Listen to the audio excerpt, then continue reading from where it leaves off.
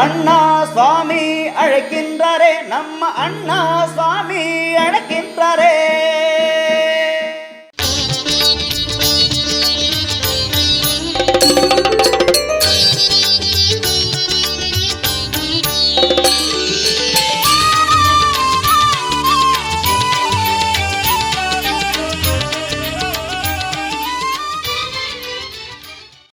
மாயன் மயம் நேயர்களுக்கு அன்பார்ந்த வணக்கம். நம்ம கூட லக்ஷ்மி நரசிம்மர் ராமானுஜர் ஜிஆர் இருக்காரு. நம்ம கூட நிறைய விஷயங்கள் ஜோதிடம் மற்றும் ஆன்மீக ரீதியாக பேச போகிறோம். வணக்கம் குருஜி. வணக்கம். எப்படி இருக்கீங்க? நல்லா இருக்கம்மா. உங்களை சந்தித்ததில் மிக்க மகிழ்ச்சி. இப்போது குரு பயிற்சி வரப்போகுது. எனக்கு ஒரு சந்தேகம். வருடம் குரு பயிற்சி வந்துட்டு தான் இருக்குது. நிறைய விஷயங்கள் தெய்வ வழிபாடாக இருக்கட்டும், இல்லை நிறைய பரிகாரங்களாக இருக்கட்டும், மக்கள் செஞ்சுட்டு தான் இருக்காங்க. ஆனால் இந்த பிரச்சனைகள் என்னமோ தீராமல் இருந்துகிட்டே இருக்கே குருஜி, இது ஏன் தெரிஞ்சுக்கலாமா? ஒரு அருமையான கேள்வி. மாயன் மயம் ஆன்மீக சகோதர சகோதரிக்கெல்லாம் என்னுடைய ஆசீர்வாதத்தை தெரிவித்துக் கொள்கின்றேன். மாயன் மயிலில் தொடர்ந்து ஆன்மீகம் மட்டுமல்ல, மனுஷன் மட்டுமல்ல, ஜோதிடம் என்று சொல்லக்கூடிய சோழி பிரசனத்தை நான் தொடர்ந்து சொல்லி வர்றேன். அந்த வகையில் ஒரு அற்புதமான ஒரு நிகழ்வு. ஒரு மனிதனுடைய வாழ்க்கையில் பார்த்தீங்கன்னா, மனிதன் கலங்கி போகிறான், கண்ணீர் சிந்துறான். யார் காப்பாற்றுவாங்க என்று ஒரு நிலை வரும்பொழுது எதுவும் இல்லைன்னா உறவும் உதறி போய் விடுகின்றது. அற்ற குலத்து அருநீர் பறவை போலதான வாழ்க்கை.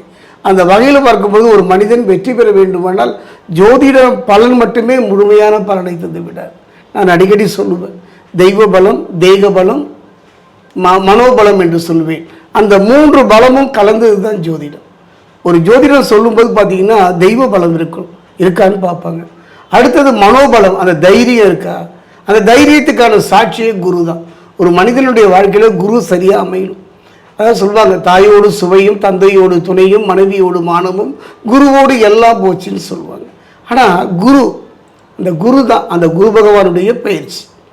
நீங்கள் கேட்குறீங்க இல்லையா, மனத்தில் எவ்வளோ வேதனை இருந்தால் அந்த வார்த்தையை வெளிப்படுத்துவீங்க.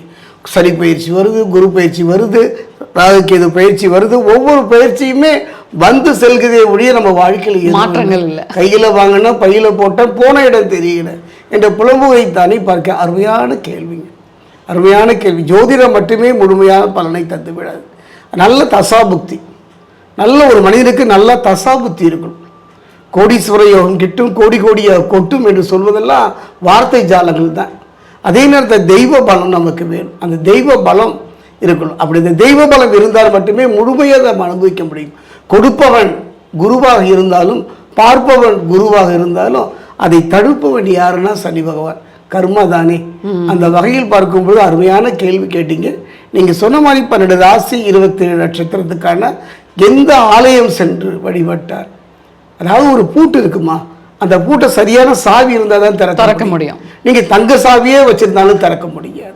அப்போ இந்த கர்மா, இப்போ உதாரணமாக மேஷராசி இந்த குரு பயிற்சி 2026 சென்று வழிபடக்கூடிய ஆலயத்தையும் தெய்வத்தையும் நான் சொல்கிறேன்.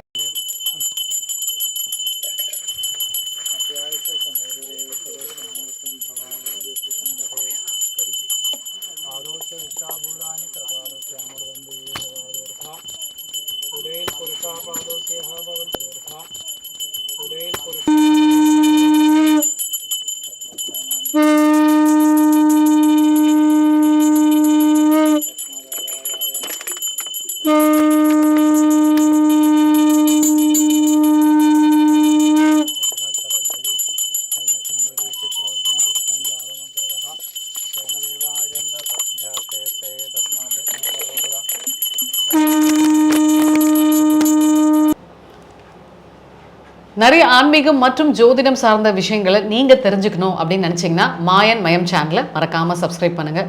குருஜி, ஒரு சந்தேகம். நீங்கள் ஒவ்வொரு கோவில், எந்தெந்த கோவிலுக்கு போனால் என்ன தெய்வத்தை வழிபாடு செய்யணும்னு சொல்லிட்டு இருக்கீங்க.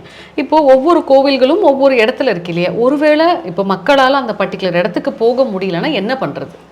அருமையான கேள்விங்க. ஒரு மனிதனுடைய வாழ்க்கையில் இப்படித்தான், இது வேறு வழியே இல்லை அப்படிங்கிற சூழ்நிலை வரும்போது நம்ம அதுக்கான பரிகார தேவதைகள், இப்போ திருப்பதிக்கு போக முடியலன்னா இந்த ஆலயம் சென்று வழிபாடு செய்யலாம்.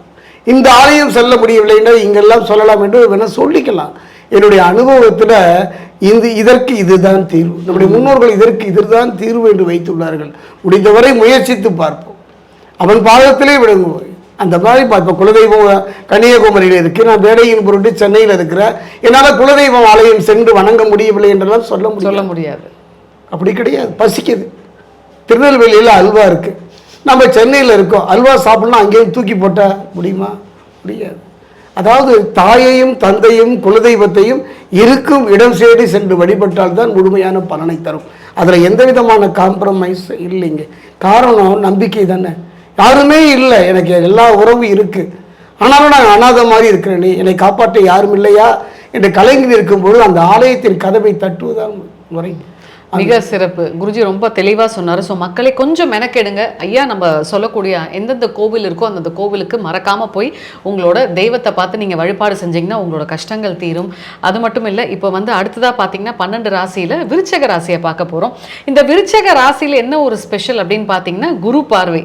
ஸோ இவங்களுக்கு இந்த குரு பார்வை வேற 5ஆம் இடத்துல குரு பார்வைன்னு சொல்கிறீங்க. ஸோ என்ன மாதிரியான ஒரு விசேஷங்கள் இவங்களுக்கு நடக்கும், எந்த கோவிலுக்கு போகலாம், எந்த தெய்வத்தை வழிபாடு செய்யலாம்னு சொன்னீங்கன்னா ரொம்ப நல்லா இருக்கும். அருமை அருமை.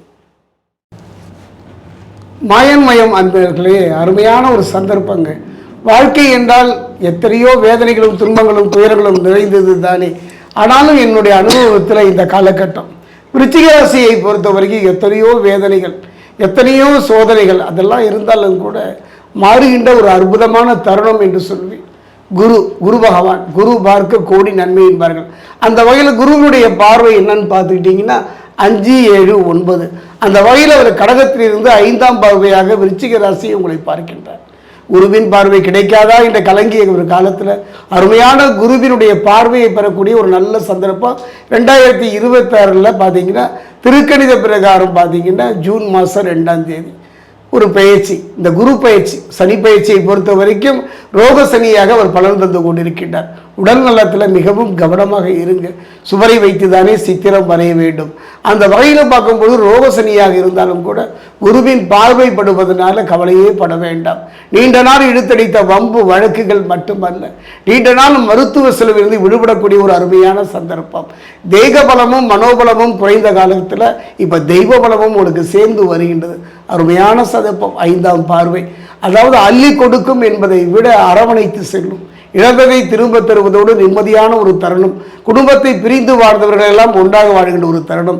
இப்படிப்பட்ட ஒரு காலத்தில் நீங்கள் தெய்வ பலம், இந்த காலகட்டத்தில் நீங்கள் இறைவனை வழிபடக்கூடிய ஒரு அற்புதமாக காலமாகத்தான் நீங்கள் கருத வேண்டும். காரணம் ரோக சனி.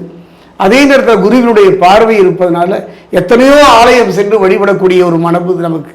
எத்தனையோ ஆலயத்தினுடைய கதவுகளை தட்டினாலும் கூட பிரச்சனை தீர்ந்ததா என்றால் இல்லை, தொழிலில் ஒரு முன்னேற்றம் கிடைத்ததா என்றால் இல்லை. அந்த வகையில் பார்க்கும் பொழுது ஒரு அருமையான சந்தர்ப்பம். சோழி பிரசன்னத்தில் நம்ம மாயன்மயிலில் சொல்கிறேன், இந்த ராசிக்காரர்கள் சென்று நின்று வழிபடக்கூடிய இடம் நாகப்பட்டினம். நாகப்பட்டினத்தில் திருவிடைக்கழின்னு ஒரு அருமையான ஆலயம், அற்புதமான ஆலயங்க. எத்தனையோ அறுவடை வீட்டில் முருகன் அருள் பாலித்தாலும் கூட ஆயிரக்கணக்கான இடத்திலெல்லாம் அருணகிரிநாதர் பாடி பரவி இடம். அருணகிரிநாதர் எங்கெல்லாம் சென்று நின்றாரோ அங்கெல்லாம் திருப்புகழ் பாடி முருகனை பாடால் மகிழ்வித்த இடம்தான். அதில் ஒரு இடம் தாங்க திருவிடைக்கழி என்ற ஒரு அருமையான ஆலயம். இந்த ஆலயத்தில் இப்படிப்பட்ட ஒரு காலம் ஏன் நான் சொல்கிறேன்னா, குரு பகவானை பொறுத்த வரைக்கும் ஜூன் மாதம் 2ஆம் தேதி கடகத்துக்கு பயிற்சியாகிறார். கடகமோ மனோகாரர்களுடைய இடம்.